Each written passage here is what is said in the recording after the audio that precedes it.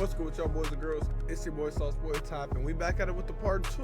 You know, the part 2 from the Samoan Grim Reaper, how we terrorized California, kidnapped, option, robbed, on BPZ. Do your homework.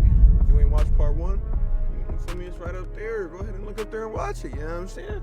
But I said that to say, we remember this video was fucking crazy. This video was so damn crazy and stupid, I done had to part 2 this bitch. So get your gravity. You know it's gonna be one. Okay, we're gonna get right up into this bitch. All right, it was 10 shotta. And honestly, I don't officially know, but after it happened, everyone texted me, 10 shotta just shot Prezi at Empire Studio. 10 shotta just lit up Empire Studio. Everyone knew this except the police. And if we assume that this is true, you gotta think, this guy is not smart. Do your homework on they ass be knowing, they just don't be having enough evidence to take it to court, prove it, take it to trial if need be. Rapper, you just ruined any chance of signing with Empire or really signing with anyone in the industry. You just ruined it all. You're digging yourself into an even deeper hole, one that you can probably never get out of. You're toxic and everyone is scared to be around you. Well, except for people who don't really know who on niggas like this scaring all the money you are. Like I said in part 1. As we know from the Bali situation, 10 shotta has no problem crossing anyone for money. So associating with him or even being around him is really a dumb decision, because you're definitely gonna get robbed by him too. At this point, everyone in the city knows this, so they're either too scared to cut him off, or they're just not fucking with him at all. But outside the city, people don't really know this. They know that he's hard and he's doing stuff in the streets, but really all they see is that he's got a bunch of money and he's got some popularity. His collaborations with Terrorized, Greasy, Fredo Bags, and Dex Kruger kind of solidify him as a local star. And because of this, struggling rappers outside the city are willing to lock in with him and, you know, make music or do whatever. So that introduces us to a brand new character. Oh shit. Brand new video, brand new character. Do your homework. I now introduce you to a young man of caucasity by the name of Max Mason. Now, Max is your typical wannabe street dude. Do your homework on Sauce Boy Top having a brother named Mason. A white dude born and raised in the suburban city of San Mateo, who, for whatever reason, just wants to be hella hard. Maxwell, do your homework. No, Mom, I hate you. I want to be a thug. Well, throughout his teenage years and early 20s, he becomes affiliated with San Mateo's Shoreview Crips. I know it sounds ridiculous. San Mateo Crips? Really? But like I said in the beginning of the video, Shoreview San Mateo is a Samoan enclave where a few guys started a gang. San Mateo. Yeah, Shoreview to be exact. We on the east side of the freeway. Tell me a little bit about that. If he from over there, we just a little quiet little city over there, you know what I mean? We got a little something going on, but you know, it's a little tight-knit community, you know what I mean? So, long story short, Max Mason starts running with them and he begins rapping as well. And running with them, he gets a bunch of money in the streets and spends it on features like with Draco the Ruler. The music doesn't really blow up, but along the journey, he becomes known for hitting licks, trapping, just getting money. Maxwell was officially making it out of the grimy, nasty, disgusting streets of San Mateo. I'm kidding, of course, and along this journey, he actually gets arrested and goes to prison. You know, my son Maxwell. Your house is in the streets out there, bro. What the fuck is you doing? He's run into a bit of trouble. He was always a good kid, just hanging around the wrong crowd. Long story short, Max does a couple years in prison and he comes home in 2022. After all them years of hitting licks and running it up, he's now home on ground zero. No money, and time to run it up again. This is when Max makes a terrible mistake. Locking in with this nigga. Due to his gang ties with the Islanders, he's connected with 10 shotta. Now Max sees this as the perfect opportunity. 10 is known for getting money, so I can get money with him, and then, musically, he can help me out as well. So Max and 10 shottas lock in, and they begin hitting big-ass licks. So now Max thinks that this is his brother. We run together in the streets, we get in the studio, everything's good. He has no idea that this dude is a slimy, slithery snake. It's early January of 2023. Homework, bro. I hate niggas like this, bro. Like, and allegedly, your ass can't have a friend? Shit. 10 shotta comes up with a big, easy lick. Why easy? Because he already has the codes to get in and out without having to break a single thing. How he has these codes? Well, because it's his uncle's warehouse. Then mysteriously, a bunch of the warehouse valuables go missing. So long story short, his uncle notices, he checks the cams, and he sees two dudes in masks emptying the warehouse. This is very suspicious. How did they know how to get in and know where all the valuables were? This has to be somebody in my circle. So the rumors say that 10 Shada is questioned. Bruh. Neff, did you run through my warehouse? Nephew, I see you got all that money in them videos and stuff, bro. What? You didn't have nothing to do with this, huh? Hell nah, Unc. But I'ma figure out who did it, I promise you. And here's where things get Slimy ass nigga, bro. messy. Max Mason's homies say that 10 Shada told his uncle this. Man, it was this white boy who I'm running with. He snaked me out. He snaked us out. Unc, I can't believe he hit this lick behind my back. I'ma go handle this. Don't even worry about it. Basically, they allege that to save his own ass, he throws Max under the bus. Sheesh. And that takes us to January 31st, 2023. It's 7 a.m. in a tucked-off San Francisco neighborhood known as Little Hollywood. Here, Max is up bright and early, waiting on his homie to come meet him so they can go hit some licks.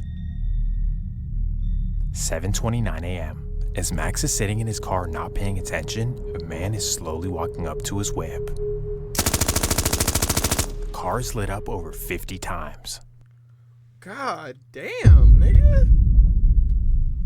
This was a tragedy that really happened for no reason. Of course, Max's homies were pissed as they tweet and post all over the internet, Fuck 10 Shada. "You snaked out our boy." Well, in reality, you can tweet and post all over the internet all you want. But are you really gonna go push up on 10 Shada? I don't think so. But nonetheless, this is another example of how dirty the streets are and how you can never trust anybody like 10 Shada. Shit, I wouldn't either, though. So as word gets around the bay about who did this, everyone's like, hey, that dude is a real snake. Do not lock in with them, bruh. But on the flip side, his reputation grows as a stepper and a dude who can get the job done. Combine that with a deep desire for money, and you've got your perfect hitman. You need somebody gone? Call 10. You need somebody robbed? Call 10. At this point, he's neck deep in the streets, and his previous persona as MJ is completely gone. The talented rugby player and private Catholic school graduate, far in the past. This nigga was a good kid. Now we fast forward just a few months, June 18th, 2023. It's a Sunday afternoon in the Potrero Hill projects, and 4 Terrorized members are hanging out outside. Anyways, these 4 members are hanging out in the projects when they decide, hey, let's go get some money, let's get in the field. So at 4:30 p.m., the 4 friends hop in a stolen Infinity and they head down to the field. At 4:45, they arrive to the famous Ghirardelli Square, and here they begin peeking in cars. They smash into a Dodge Caravan and a Toyota Camry, stealing all the bags inside. This is when a bystander calls 911, but still, SFPD do absolutely nothing. So for the next 2 hours straight, the Infinity tears up the north side of San Francisco block by block. They easily break into dozens of cars with no signs of any police. God damn. 6:47 p.m. They're still with not nobody to stop him, huh? San Francisco out here looking like motherfucking GTA servers, nigga. What the fuck is going on? on the field, and now they're bipping in North Beach. This is when Xavier and Jomar approach a black Chevy Blazer with an out-of-state license plate. Inside is a couple from Las Vegas, and the man in the driver's seat sees it coming. So as soon as they walk up to his car, he unleashes. Boom, boom, boom. Jomar and Xavier are absolutely stunned as they sprint back to the Infinity. This is when the Chevy Blazer, who just committed a felony, speeds off. The members in the Infinity are not happy, so they decide to pursue the Chevy. What the fuck, bro? How are you gonna pursue me after I shot at you for trying to rob me? This is full crash out mode. Flying down the Embarcadero, the Chevy Blazer is being chased by the teared-off Infinity. The Chevy gets slowed down in traffic near Pier 35, and this is when the Infinity catches up. Two members hang out of the window and begin blowing. Pop, pop, pop, pop, pop. Thankfully, the Las Vegas man isn't hit. However, 3 bystanders are. The Chevy somehow maneuvers and spins back the other way up the Embarcadero. Of course, the teared-off mobile still pursues him. As he's approaching These dumbass niggas were still chasing Fisherman's Wharf, sadly the Chevy smacks right in the back of a pickup truck. This is when the Infinity pulls up right behind him, and all 4 members hop out and begin blowing. They let off 59 shots into the Chevy Blazer. There's multiple callers. Security advising they saw people ducking and running. Right away to that breaking news, multiple shooting scenes in the heart of San Francisco. Gunfire erupts across the street from Pier 39, and a rolling gun battle ends along the Embarcadero. The chaos coming on a busy Father's Day Sunday. Detectives working along the Embarcadero Sunday night, where evidence markers were scattered everywhere. It sounded like backfire from like a car engine, and then all of a sudden you heard pop, pop, pop, pop, pop, and it didn't stop. It went pop, pop, pop, pop, pop, pop, pop, like 20 to 25 times. That from a woman eating in this area with her family along the Embarcadero. Police confirmed that at least 2 people were shot. Witnesses tell us those victims appeared to have both been in this car, seen being chased by a white sedan. I can tell that he's for surely been shot. And then when I looked at the car crash and the bullet holes, I was like, oh yeah, this was a whole thing. God damn. Urgently, the members hop back in the Infinity and they speed back towards the Bay Bridge, speeding uncontrollably through the tourist part of the city. And this is when they smack into 2 bystanders. A 16-year-old girl from Wisconsin breaks her Niggas are so fucking stupid and fucking lame. ankle, and her 10-year-old little sister smacks into the windshield. Thankfully, she would be okay. Still scary, but where are the police? Somehow, with a broken windshield, they make it to the Bay Bridge and they head across with no police pursuing them. Where the fuck are the cops at, bro? These niggas need to niggas need to get locked the fuck up. At 7:10, they arrive in Oakland and they park the car behind an abandoned warehouse on the east side of Oakland. They ditch the car and send it to flames.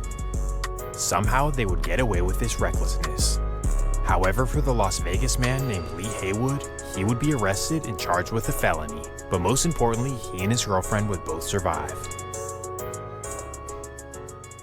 What the hell was even that? An afternoon of pure savagery and reckless. Bro, could you imagine you get arrested and these niggas get away? Whatever. But this is when one of the members named Richard makes a major mistake. At 7:30, he texts his homie named Lil Motion and he says, "Hey, I just got shot at in the field." Lil Motion responds, "You good, bruh?" "Yeah, I'm good, bruh. Just had to handle some business with the car." He then tells him to come pick them up on 98th and East Oakland. And he does. All 4 members off in the distance, with no police on their trail. I just have to rant, okay? You bit for hours, no police arrive, and then you go up to a guy's car who's ready, he shoots at you, so you chase his car, you shoot up his car 59 times, still no police, somehow you get away, and while you're driving, you hit 2 girls. Still no police. Still no police. Then you make it to the bridge, you drive over to Oakland, still no police. No police. Then you light the car on fire, still no police, and you wait there until your friend picks you up, still no police. And then you wonder, why are these dudes so wild? Because they are allowed to be. But then 3 months later, Tenchada is pulled over in Oakland, and on him, they find the pistol that was used in the shooting. Damn. So just like that, he's arrested, and subsequently, so are his 3 other friends. Okay, so stolen car, over 30 burglaries, 59 rounds into a dude who just crashed his car. What else?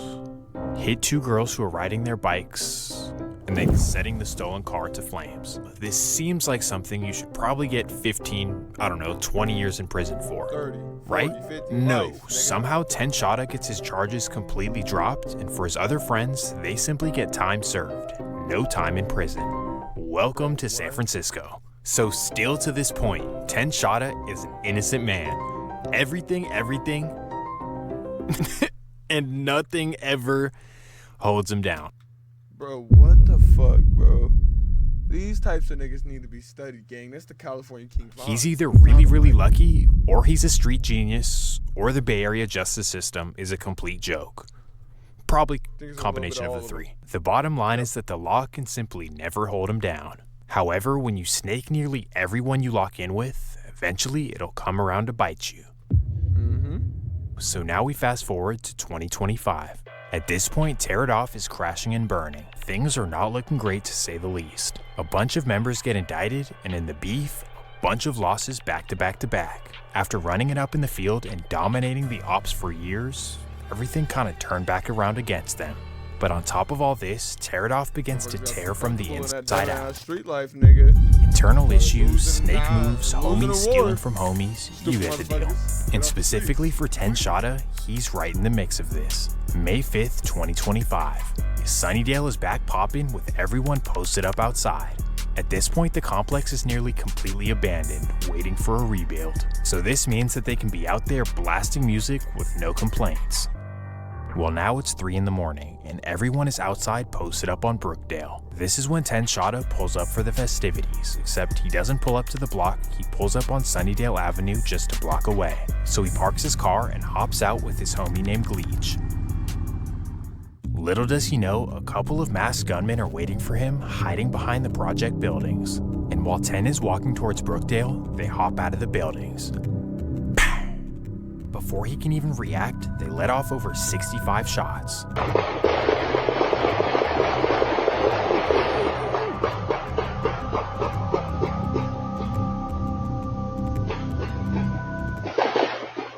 Tragically, Tenshada passes away at the scene. Oh, they killed him. Now, as far as who did this, Never. I know, but I can't say. But let's just say that when you snake out everyone around you, eventually they'll come back around to snake you too. This dude, while being a talented rapper, was really just as wild as it could possibly get. For all intents and purposes, good, bad, and ugly, this dude is a San Francisco legend. God damn, that was a wild way to end. Well, either way, please let me know what you think. Damn, let me know your thoughts and comments in the comment section below. I ain't gonna lie, this nigga, that was wild with it. I don't know why the fuck I low-key feel bad for this nigga. This nigga crash out stupid. Short yellow bus kid. He got himself killed, to be honest with you. I'm able to be with you. But let me know your thoughts and comments in the comment section below. That's my thoughts and comments on this situation. But I say that to say this. That was the part 2, you know what I mean? Let me know if you liked. Let me know if you fuck with the part 1, part 2 type videos. If so, we can start to react to Trap Lord Ross documentaries, nigga. Y'all just gotta let me know, gang. You feel me? Whatever y'all willing to watch, I'm willing to upload. You know what I mean? I'm willing to watch it so we could, you know what I mean? Watch it together. You know what I'm saying? Go ahead and like, subscribe, and comment if you're new here. If you're on mobile, make sure to go ahead and hype the video up. You feel me? We drop 2 to 3 times a day. You know what I'm saying? So you always gonna have some shit to watch over here. And we don't got no plans to stop it anytime soon, fool.